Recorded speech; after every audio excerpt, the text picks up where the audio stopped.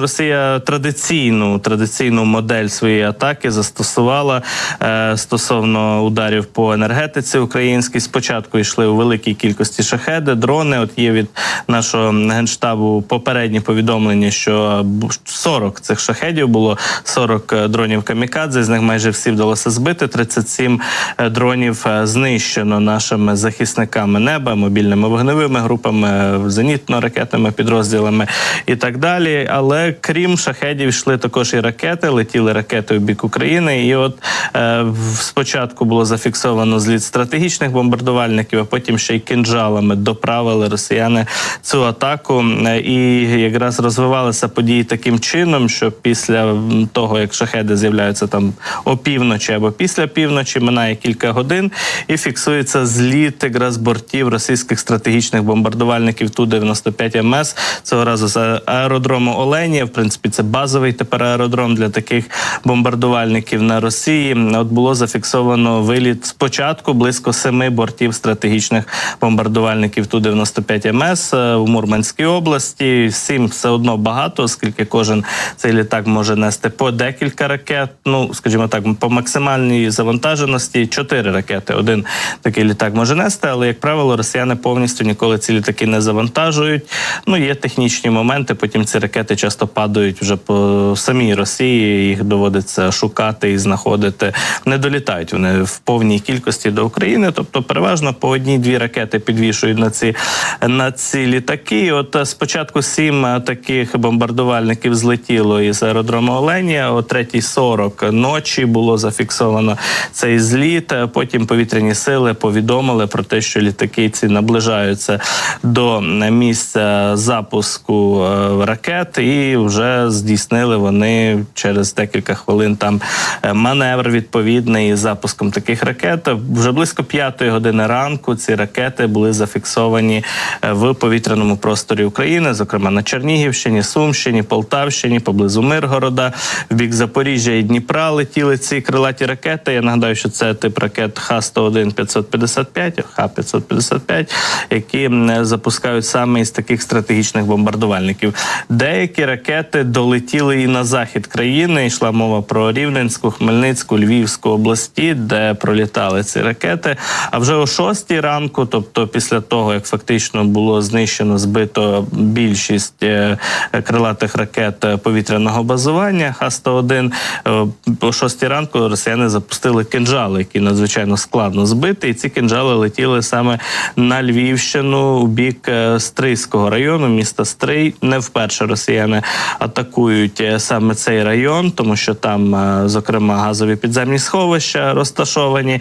І от у цей напрямок, у цей район вони і цілять постійно і дронами, і різного типу ракетами, і вже не вперше кинджали запускають саме в бік Стрия. Отже, загалом повітря злітали 4 Міг-31К, тобто 4 носії кинджалів, і от ці кинджали летіли саме на Львівщину. Попередньо місцеві мешканці кажуть, що чули вибухи, чули потужні вибухи, але ми будемо чекати якраз інформації від Львівської ОВА, від місцевої влади про те, які наслідки цих ударів, чи вдалося, власне, знешкодити, можливо, частину кинджалів, і також стосовно іншого типу ракет і дронів, шахедів, будемо чекати інформацію вже на місцях, яка з'явиться із різних регіонів, оскільки зараз фактично навіть по ракетах Генштаб повідомляв от буквально півгодини тому, що інформацію ще опрацьовують, аналізують, і будемо мати фінальні результати вже найближчим часом. По дронах відома ситуація, 40 шахедів летіло, 37 із них вдалося збити. Ну і те, що Росія била саме по енергетичній інфраструктурі в 4 областях, про це повідомили у Міністерстві енергетики. От, зокрема, наш міністр Герман Галущенко написав про те, що дійсно у 4 регіонах країни зачепило енергетику, знову постраждали об'єкти енергоінфраструктури в Україні. Харківська, Запорізька, Київська і Львівська області. Ось ці регіони назвав міністр серед тих, куди росіяни били і де були, очевидно, певні влучання і завдана шкода стосовно якраз таких об'єктів енергетики. Знову ж таки, без деталей додав міністр, що енергетики вже працюють над усуненням наслідків, але ці удари бачимо системні, як тільки встигають більш-менш підлатати енергосистему після попереднього нальоту, подібний удар повторюється.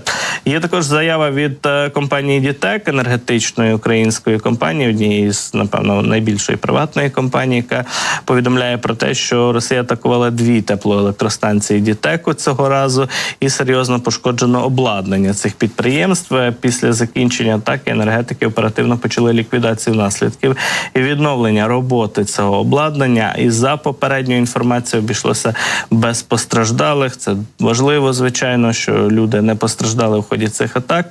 І з початку повномасштабного вторгнення теплоелектростанції «Дітеку» були обстріляні майже 170 разів, як стверджують у цій компанії. Раніше «Дітек» публікували також інформацію про те, що фактично 80% їхньої теплогенерації зупинено через такі обстріли, і майже всі підстанції зазнали певних пошкоджень, руйнувань тощо. Тому насправді роботи було багато ще після попереднього обстрілу, і тут знову ж таки додалися удари по 2 теплоелектропідстанціях «Дітеку». Тому розуміємо, що ситуація складна, важка. Є області, де вона набагато складніша, такі як Харківщина. До Харківщини ми сьогодні ще повернемося в нашому ефірі. Є такі регіони, які Росія атакує постійно, але там більш-менш стабільну ситуацію вдається утримувати всупереч, скажімо так, враховуючи навіть наслідки цих обстрілів. Ну і те, що росіяни атакували критичну інфраструктуру на Київщині, так само маємо повідомлення від місцевої ОВА, якраз від адміністрації Київської області. Пишуть, що внаслідок удару по об'єкту критичної інфраструктури спалахнула пожежа, триває гасіння вогню і йде мова про, перш за все, атаку дронами «Камікадзе», ну і також ракетами. Тривога тривала 5 годин, навіть більше 5 годин на Київщині, як повідомляє, зокрема, начальник ОВА Руслан Кравченко, пише, що є атака по об'єкту критичної інфраструктури. Вся детальна інформація згодом. Наразі немає повідомлень про постраждалих і загиблих. Ну і цього, скажімо так, поки що достатньо. Будемо чекати більше інформації про те, що можна, власне кажучи, озвучити.